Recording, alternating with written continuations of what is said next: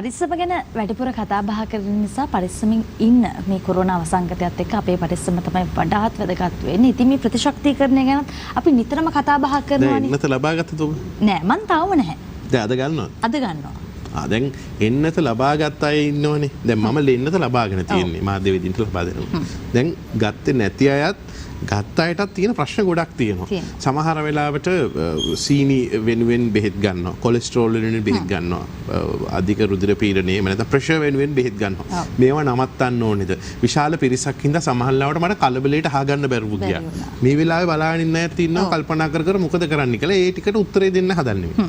ඒ විතරනේ මම හිතන්නේ මේ විවිධ කට්ටිය බොහෝ දෙනා විවිධ මතිමතාන්තර පළ කරනවා. ඒ නිසාම අපි හිතුණා මේ දීපයක් ව්‍යාප්තව කරගෙන යන කොරෝනා වසංගතය වෙනුවෙන් කරගෙන යන එන්නත් ක්‍රමවේදය ගැන හරියටම කතා බහ කරලා දැන කියා ගන්නයි මේ සූදානම් වෙලා ඉන්නේ. සඳහා විශේෂ කෙනෙකුට අපි ආරාධනා කරා අපේ මෙතිරිට අපි බොහොම ආදරෙන් ගෞරවයෙන් පිළිගන්නවා. මේ සෞඛ්‍ය අමාත්‍යාංශයේ වසංගත රෝග විද්‍යාංශයේ වසංගත රෝග පිළිබඳ විශේෂඥ වෛද්‍ය දීපා ගමගේ වෛද්‍යතුමිය. ආයුෂ බොහෝ වේවා. ආයුෂ බොහෝ වේවා. මේ විශේෂඥ වෛද්‍යතුමියකින් දීපා ගමගේ වෛද්‍යතුමියකින් දැනගන්න දැන් දීප ව්‍යාප්තව කරන මේ වැඩේ පිළිබඳව අපි මූලිකව දැනගමු තියෙන එන්නත් වර්ග මොනවද කියලා මේ කොරෝනා වෛරසය එක්ක සටන් කරන්න. දැන් එන්නත් වර්ග කියලා බැලුවොත් අපිට ලෝකේ පුරාම විවිධ එන්නත් වර්ග ආවා. ඒ කියන්නේ මේ අලුත් රෝගයක් නිසා අලුත් එන්නත් බොහොමයක් නිපදවන්න පටන් අරගෙන දැන් අපේ රටට ආව එක ගැන අපි කතා කරොත් මුලින්ම ලෝකේ එන්නත් දෙන්න පටන් ගත්තේ දෙසැම්බර් මාසේ. එතකොට දෙසැම්බර් මාසේ දෙන්න පටන් ගත්ත එක මාසයක් පමණ යනකොට ජනවාරි මාසේ අග වෙනකොට ලංකාවට එන්නත් ගෙන්න ගන්න පුළුවන්කම ලැබුණා. ඒක ඇත්තටම රාජතාන්ත්‍රික මට්ටමින් කරන කතා බහක් අනුව ලංකාවට ප්‍රධානයක් විදිහට තමයි කොවිෂීල්ඩ් එන්නත ලැබුණේ. ඉතින් මේ කොවිෂීල්ඩ් එන්නත ජනවාරි අග ඉඳන් පටන් අරගෙන අප්‍රේල් මාස මුල අප්‍රේල් 10 වෙනකන් විවිධ කණ්ඩායම් වලට ලබා දීලා තියෙනවා. ඒක අර දීප ව්‍යාප්ත කියලා කියනකොට ඔබ කියන වගේ මුලින්ම සෞඛ්‍ය ක්ෂේත්‍රයේ සහ ප්‍රමුඛ පෙළ කණ්ඩායම් වලට ලබා දීලා ඊට පසුව ඒ ක්‍රමක්‍රමයෙන් ප්‍රජාවටත් ලබා දුන්නා.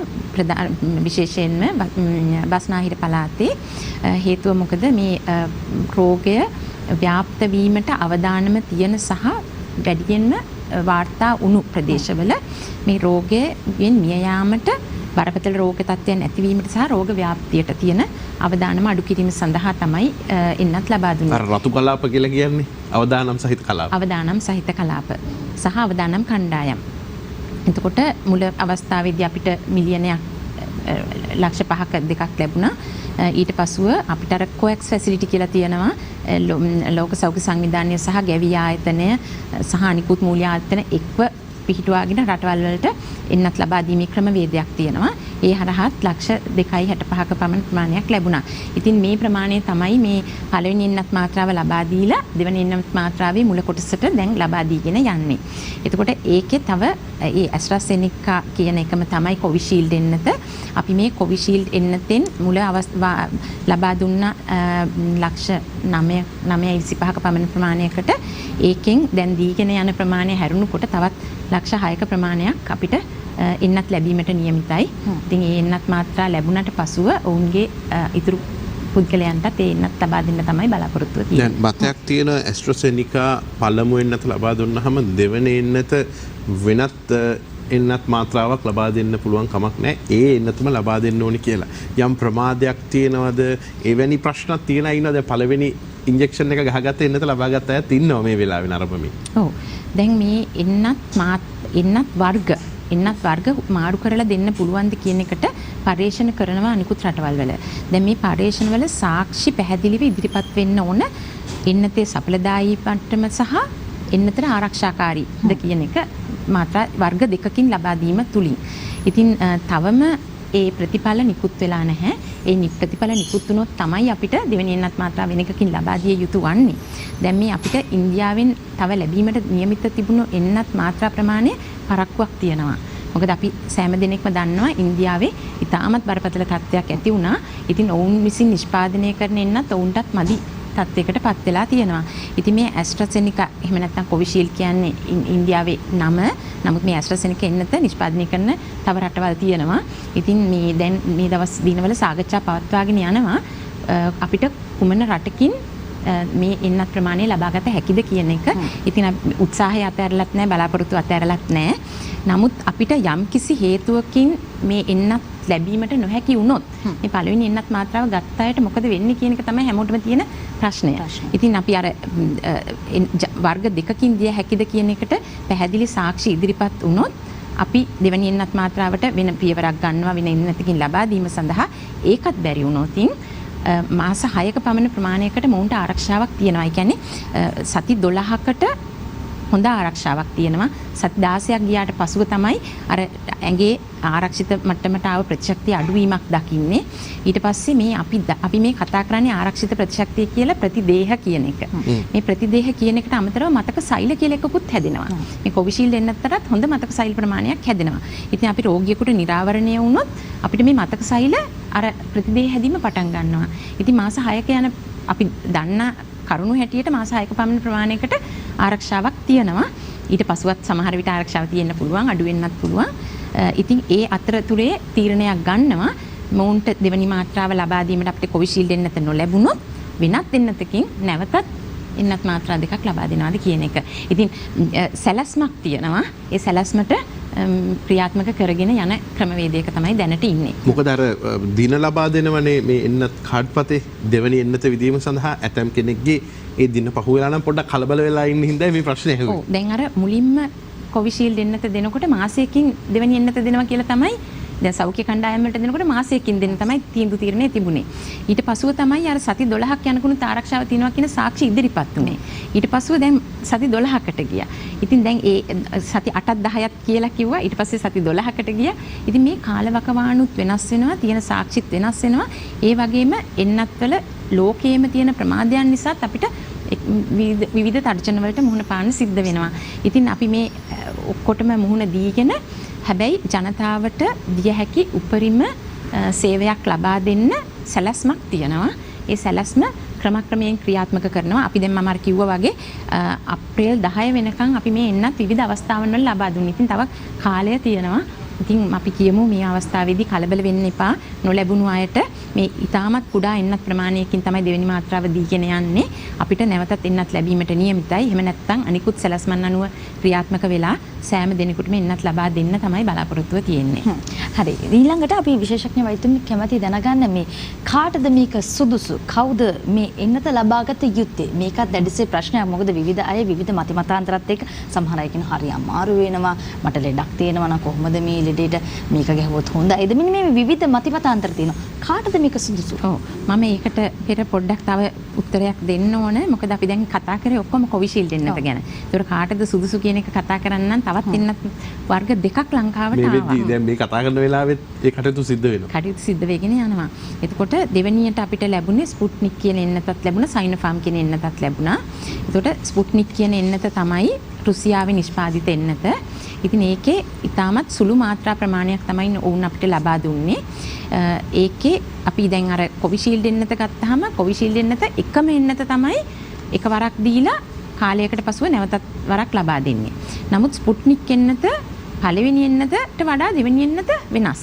එතකොට මේ ඒක පළවෙනිකට කියනවා කම්පෝනන්ට් 1 කියලා. එතකොට අපිට අර 15000ක ප්‍රමාණයක් ලැබුණේ ඒ එන්නත. හැබැයි ඒක අපිට දැන් පුරුදු එන්නත් ගබඩා කරන්න උෂ්ණත්වය ශීතදාමය 2-8 අතර. එතකොට දැන් මේ ස්පුට්නික් එන්නත ඍණ 18ක තමයි ගබඩා කළ යුතු. ඉතින් ඒකට විශේෂිත ක්‍රමවේදයක් තියෙනවා. ඉතින් ඔවුන් සුළු එන්නත් මාත්‍රා ප්‍රමාණයක් දෙන්න හේතුවත් මේ රටට පුළුවන් ද මේක නියමිත ක්‍රමවේදයට අනුව ක්‍රියාත්මක කරන්න කියලා. ඉතින් ඒක අපි දැන් ඒ ගොතටුව ප්‍රදේශයේ තමයි ස්පුට්නික් එන්නත ලබා දීලා තියෙන්නේ. ගොතටුව සෞඛ්‍ය වෛද්‍ය නිලධාරී කාර්යාලයට අයත් වන ප්‍රදේශයට තමයි ලබා දීලා තියෙන්නේ. ඉතින් ඒ අනුව අපි දැන් ඒ එන්නත් මාත්‍රා ප්‍රමාණය ලබා දීලා ඉවරයි කියන පණිවිඩය ඔවුන් වෙත ලබා දීලා ඉතුරු එන්නත් මාත්‍රාවන් ගන්න ඒකත් ක්‍රමවේදය ක්‍රියාත්මක සිදු වෙගෙන යනවා. ඒ අතරතුර තමයි අපි දැන් මේ සයිනෝෆාම් කියන්නේ චීනයේ නිෂ්පාදිත එන්නත. එතකොට ඒ එන්නතෙත් අපිට ලක්ෂ 6ක ප්‍රමාණයක් ලැබිලා තියෙනවා. තව එන්නත් ලැබීමට නියමිතයි. ඉතින් සයිනෝෆාම් එන්නත තමයි දැන් බොහෝ දෙනෙකුට පළවෙනි එන්නත් මාත්‍රාව විදිහට ලබා දීගෙන යන්නේ. ඉතින් ඒකත් ප්‍රධාන වශයෙන්ම බස්නාහිර පළාතට තමයි මේ දැන් එන්නත් කරගෙන යන්නේ. ඉතින් අපි කාටද දීමට සුදුසු කියන එකට ඒ අපි කොවිෂීල්ඩ් එන්නතට නම් 60ට වැඩි කොටසකටත් ලබා දුන්නා 30ට වැඩි කොටසකටත් ලබා දීලා තියෙනවා. දැනට දැන් අනිකුත් එන්නත් වර්ග දෙකම ස්පුට්නික් එන්නත 30ත් 60ත් අතර කණ්ඩායමට ලබා දීලා තියෙන්නේ. හේතුව මොකද ඒක 60ට වැඩි අයටත් ලබා දිය හැකි වුණාට ඒකේ අතුරු ආබාධ ඇතිවීමේ අවදානම ගැන සලකලා බලනකොට නිදන්ගත රෝග තියෙන තීව්‍ර නිදන්ගත රෝග තියෙන අයට සැලකිලිමත් වෙලා තමයි ඒ එන්නත ලබා දිය යුතු. ඉතින් අර සක්‍රීය කණ්ඩායම විදිහට 30ත් 60ත් අතර කණ්ඩායමට ලබා දීලා උන්ට යම්කිසි ආරක්ෂාවක් ලැබුණොත් ඔවුන් විසින් රෝගිය ගෙදරට ගෙනියන්න එක අඩු වෙයි කියන බලාපොරොත්තුව ඇතුව අර ලැබුණු සුළු එන්නත් ප්‍රමාණය උපරිම ප්‍රයෝජනයක් ගැනීමට තමයි ඒ කණ්ඩායමට ලබා දීලා තියෙන්නේ. අනිත් එන්නත තමයි සයිනෝෆාම් එන්නත 30 දැනට අපි තීරණය කළා තියෙන්නේ 30ට වැඩි කණ්ඩායමට ලබා දෙන්න. ඉතින් දිය හැකි කණ්ඩායම කියලා කිව්වොත් අවුරුදු 18ට වැඩි සෑම දිනකටම ලබා දිය හැකියි. නමුත් සීමිත එන්නත් ප්‍රමාණයකින් උපරිම ප්‍රයෝජනයක් ගත යුතු නිසා වයස් කාණ්ඩයක් නියම කරලා 30ට වැඩි කණ්ඩායමට ලබා දීම තමයි දැන් සිදු කරගෙන යන්නේ. දැන් මේ අතරතුර විවිධ සංකූලතා තියෙන විවිධ රෝග වෙනුවෙන් බෙහෙත් ලබා ගන්න අයට තියෙන ප්‍රශ්නයක් නේ ડોක්ටර්. දැන් මට ප්‍රශ්න තියෙනවා මම බෙහෙත් ගත්තට කමක් නැද්ද මේ එන්නත විද්දට පස්සේ? එවැනි දේවල් වලටත් අපි උත්තරයක් දීගෙන යමු. ඒ සම්බන්ධයෙන් මොකද අර විශාල පිරිසක් ඉන්නවා මේ එන්නත් ලබා ගන්න. කලබලයට වෛද්‍යවරුන්ගෙන් අහන්න බයයි සමහරු.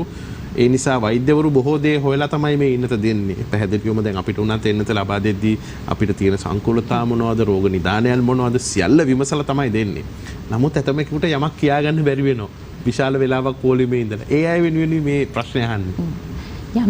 යම් කිසි කෙනෙක් ඖෂධයක් ලබා ගන්නවා නම් Tamanට තියෙන නිදන්ගත රෝගයකට මේ එන්නත විද්දා කියලා ඒ ඖෂධයන් නවත්තන්න උවමනා වෙන්නේ නැහැ. ඒ Tamanගේ රෝගයට ගන්න ඖෂධ ඒ ආකාරයෙන්ම ගන්න ඕනේ. මොකද Tamanට තියෙන මේ නිදන්ගත රෝගේ පාලනය කරන්න තමයි මේ ඖෂධය ලබා දීලා තියෙන්නේ. ඉතින් මේ එන්නතත් එක්ක මේක ප්‍රතික්‍රියා දක්වයිද කියලා විය යුතු නැහැ. තමන්ට යම්කිසි ඒ වගේ සැකයක් තියෙනවා නම් තමන්ගේ වෛද්‍යවරයාට දුරකථන ඇමතුමක් දීලා හරි අහගන්නත් පුළුවන්. නමුත් අර නිදන්ගත රෝගේ පාලනය කරන්න දෙන ඖෂධ ඒ ආකාරයෙන්ම භාවිතා කරන්න. ඒ වගේම විශේෂයෙන් තමන්ට ඇලර්ජි කියලා අපි කියන අසාත්මිකතාවයක් දක්වන ඖෂධ තියෙනවා නම් විශේෂයෙන් ඒ ඖෂධ මේ දිනවල ගන්නේ නැතුව ඉන්න ඕන. එන්නත විද්දට පසුව මුල දවස් 2ක් 3ක්. මොකද එන්නතට අසාත්මිකතාවයක් ආවද ඖෂධයකට අසාත්මිකතාවයක් ආවද කියලා හොයාගන්න බැරි වෙන නිසා. ඉතින් මේ එන්නත ලබා දෙන්නේ Tamanට ඒ අවස්ථාවේදී එන්නත දෙන අවස්ථාවේදී තීව්‍ර රෝගයක් නැති කෙනෙකුට තමයි මේ එන්නත ලබා දෙන්නේ. ඉතින් අලුතෙන් ඖෂධයක් ගන්න අවශ්‍ය වෙන්නේ නැහැ. Tamanගේ නියමිත අර නිදන්ගත රෝගයට ලබා දෙන ඖෂධ ඒ ආකාරයෙන්ම ලබා ගන්නවා. ඔය විවිධ විටමින් වර්ග වගේ දේවල් ගන්න අය ඒවත් එක්ක මේ එන්නතේ කිසිම බලපෑමක් සිද්ධ වෙන්නේ නැහැ. නමුත් මත්ද්‍රව්‍ය සහ මත්පැන් පානය කිරීම සම්පූර්ණයෙන්ම නතර කරන්න කියලා මේ එන්නත ලබා දෙදි කියනවා. මත්ද්‍රව්‍ය මත්පැන් කියන එක ඉතින් මම හිතනවා හැමදාම කොහොමත් නතර කරොත් හොඳයි කියලා. ඉතින් ඒකත් අර මේ ඖෂධ මේ එන්නතත් එක්ක යම්කිසි ඒ කියන්නේ මත්ද්‍රව්‍ය ගන්නකොට ඒකේ යම්කිසි අසාත්මිකතාවයක් ආවොත් එන්නතත් එක්ක මේක වෙනස හඳුන ගන්න අමාරු නිසා තමයි ඒ උපදේශය ලබා දෙන්නේ. ඉතින් අපි උපදේශයක් විදිහට කියමු මත්පැන් මත්ද්‍රව්‍ය ගන්න නැතුව ඉන්නවා නම් ඒක තමයි ශරීර සෞඛ්‍යයට හොඳම. වෛද්‍යවරුන් දැන් එන්නත් කරන්නේ පසුව අපි කරන්න ඕනේ දේවල් මොනවද කියලා අපි කැමති දැනගන්න. මොකද බොහෝ දෙනෙක් හිතනවා එන්නත් කරන්නේන් පසුව මට වැඩට යන්න පුළුවන් වේද, දෛනිකව කරකට වැඩ කටයුතු කරන්න පුළුවන් වේද? අත පුළුවන්ද? දැන් නාන්න බෑ බොහෝ වෙලාවට මේ විවිධ දේවල් කතා බහ කරනවා. එන්නත් කරන්නේ පසුව අපි කොහොමද සැලකිලිමත්ව ඉන්නේ? ඔව් දැන් එන්නත් කරන්නේ කරාට පසුව මේකට විශේෂිත සැලකිල්ලක් දක්වන්න ඕනේ නැහැ. ඒක තමයි පළවෙනිම පණිවිඩය. එතකොට දැන් ඊළඟට කියන එක තමයි එහෙනම් මට ඇඟට අමාරුවක් දැනෙනවා, උණ වගේ ආවා, ඇඟපත රිදෙනවා, එහෙනම් මට නාන්න හොඳද?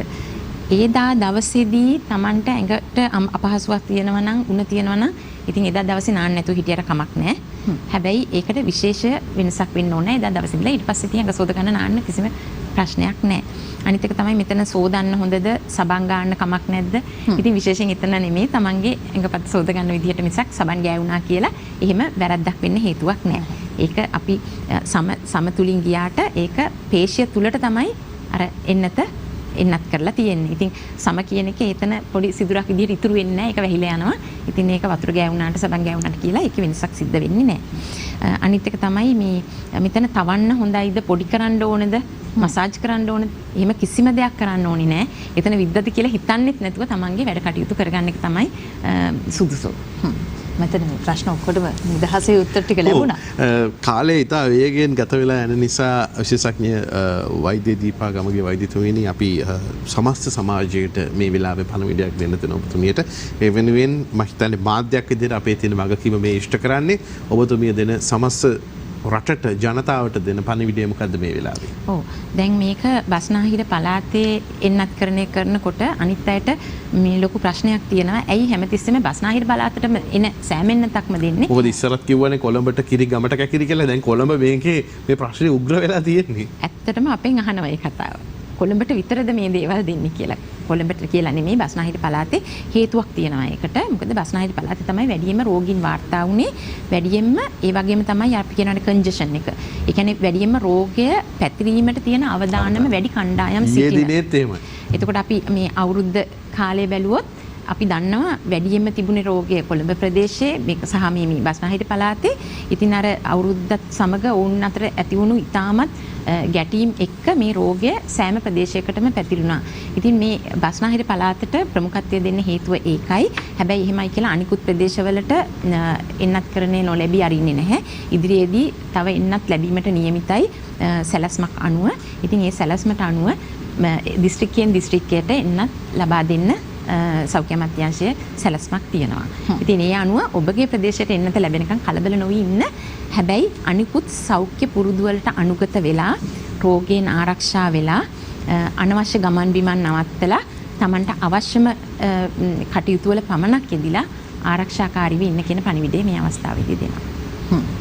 දැන් ආරක්ෂාකාරී වීම වැදගත්. මේ ගැන දැනුවත් වීම වැදගත්. මොකද තාමත් ඔබ ඉන්නත ලබා ගත්තේ නැත්නම් මේ දැනුවත් වීම ඉතාමත් වැදගත්. ඉතින් මේ සියලු කරුණු කාරණා තමයි අද දවසේදී මේ ඉක්මනින්ම ඔබට ගෙන එන්නේ. ඔව් දැන් තවත් පුංචි වෙලාවක් ඉතිරි වෙලා තියෙනවා මේ තත්ත්වය යටතේ අපේ මේ රටේ ජීවත් වෙන මිනිස්සු විදිහට මේ එන්නත ලබා ගැනීමෙන් පස්සේ කිසිම ප්‍රශ්නයක් නැද්ද? මාස්ක් එක පළඳින්න ඕනේ නැද්ද? දැන් අපි සුරක්ෂිතයි 100%ක්ම මේ ලෙඩෙන් අපි ආරක්ෂිතයි කියලා හිතාගෙන ඉන්න ඕනේද? අවසාන වශයෙන් මම කැමතියි දැනගන්න එන්නත් කිරීමෙන් පසුව අපි කරන්න ඕන දේවල් මේ නාන එක බෙහෙත් බොන එක ගැන කතා කරා. අපි හැසිරෙන්න ඕන විදිහ. දැන් මේ එන්නත ලබා ගත්තා කියලා අපිට කියන්න බෑ අපි 100%ක් මේ ආරක්ෂිතයි. ඒ වගේම අපෙන් අනිත් කෙනෙකුට වෛරසය පැතිරෙන්නේ නැති වෙයි කියලා. ඒකට හේතුවක් තියෙනවා. මේ එන්නත කියලා කියන්නේ අපේ ඇඟට ආරක්ෂාවක් ලබා දෙනවා. ඒ කියන්නේ අපි ආරක්ෂා වෙනවා. හැබැයි මේ ශරීරයේ ඇතුලේ ඇතිවන ආරක්ෂාව අපි කියනවා මේ ශ්‍රේෂ්මල පටල. ඒ කියන්නේ අපේ නාසයේ උගුරේ ශ්‍රේෂ්මල පටල වලටත් ඒ ආකාරයෙන්ම ඒ ආරක්ෂාව ලැබෙනවද කියන එකට තාම පැහැදිලි සාක්ෂි නැහැ. ඒතකොට අපි දන්නවා මේ වෛරසය අපිට ඇතුල් වන්නේ නාසයේ සහ උගුරේ තියෙන පටල මගින් කියලා. ඉතින් මේ පටලයටත් අර ඇතුලේ ඇතිවන අපි කියනවානේ ප්‍රතිදේහ කියලා ඇඟට ඇතිවන ප්‍රතිශක්තිය. ඒ ප්‍රතිශක්තිය ඒ ආකාරයෙන්ම ඇති වෙනවා නම් තමයි අපිට 100% ආරක්ෂාවක් ලැබෙන්නේ. ඉතින් අපිට දැනට තියෙන සාක්ෂි අනුව යම්කිසි ආරක්ෂාවක් ලැබෙනවා. නමුත් 100%ක්ම ආරක්ෂාවක් ඒ පටලයට ලැබෙනවද කියලා දන්නේ නැහැ. ඒතකොට අපි රෝගයෙන් ආරක්ෂා වුණාට වෛරසය අපිට ආවොත් අපිට හැකියාව තියෙයි තව කෙනෙකුට පතුරන්න. ඒ කියන්නේ ආරක්ෂාව නැති කෙනෙකුට වෛරසය දීමේ හැකියාවක් තියෙන්න පුළුවන්. ඒක නිසා මේ මාස්ක් එක පැළඳීම අවශ්‍යයි. තමන් අතර පරතරය තබාගෙන සිටීම අවශ්‍යයි. අපි අනිකුත් කියන අපි හැමතිස්සෙම කියනවානේ අත හොඳින් සබන්දා සෝදන්න, මූණ අතපත ගන්න එක අඩුවෙන් කරන්න, මිනිසුන් එකට ගැටෙන තැන්වල සීමින් වල ගැටීම අඩු කරන්න. ඉතින් මේ දේවල් වලට අනුගත වෙන්න ඕන. ඉතින් අපි මතක තියාගන්න ඕන මම එන්නත ලබා ගත්තා එහෙනම් මම දැන් මාස්ක් එකක් දාන්න ඕනේ නැහැ කියන එක වැරදි. මොකද අපිට ආරක්ෂාව තිබුණාට ශරීරයට මියුකෝසයිකට අපේ මේ ශ්ලේෂ්මල පටලයට නාසය සහ උගුරේ ආරක්ෂාව අඩු වුණොතින් අපේ වෛරසය ඇවිල්ලා අපි තව කෙනෙකුට දීලා ඔහුට මාරාන්තික ආරක්ෂාව කියන්නේ එන්නත ලබා නොගත්ත කෙනෙකුට මාරාන්තික තත්ත්වයට පත්වන තරමට රෝගය ඇති කළ හැකියි. ඒක නිසා අපිත් ආරක්ෂා වෙන්න ඕන, අනිකුත් පුද්ගලයන්ට ආරක්ෂා කරන්න ඕන. ඒක නිසා අනිකුත් සෞඛ්‍ය පුරුදු වලට අනුගත වෙලා තමයි අපි එන්නතත් ලබාගෙන මේක එන්නත කියන්නේ තවත් ආරක්ෂා වීමේ එක ක්‍රමවේදයක් විතරයි කියන එක හිතේ තියාගෙන සෑම සෞඛ්‍ය පුරුදු වලටම අනුගත වෙලා අපි ආරක්ෂාකාරීව ජීවත් විය යුතුයි. ආරක්ෂාව ගැන අපි කතා බහ කරන්නේ. ඉතින් දීපක් ව්‍යාප්තව මේ කොරෝනා වසංගතයත් එක්ක එනත් කරන්නේ සිදු කරගෙන යනවා. මේ පිළිබඳව ඔබ දැනගත යුතු බොහෝ වටින කියන දේවල් තමයි අද දවසේ අපි මෙලෙසින් බොහෝ දේවල් ඔබට ගෙනාවේ. එහෙනම් අපි මේ විශේෂාංගය සමුදෙන්න සූදානම් වෙලා ඉන්නේ. මේ විශේෂාංගයත් එක්ක එකතු වෙලා ඔබට බොහෝ දේවල් ලබා දුන්න සෞඛ්‍ය අමාත්‍යාංශයේ වසංගත රෝග විද්‍යාංශයේ වසංගත රෝග පිළිබඳ විශේෂඥ වෛද්‍ය දීපා ගම්මගේ වෛද්‍යමෙන් බොහොමත්ම ස්තුතිවන්ත වෙනවා මේ කරපු වටිනා කියන දැනුවත් කිරීම. ආයුෂ බොහෝ වේවා, නිදුක් නිරෝගී චිරජීවනයේ වේවා. මේ කරන සියලුම කටයුතු වලට දායකත්වය ලබා දීම පිළිබඳ බොහොම ස්තුතියි. දිනපතා අලුත් වීඩියෝ සහ ප්‍රවෘත්ති නැරඹීමට ඉහත බටන් එක ක්ලික් කර සියත TV subscribe කරන්න.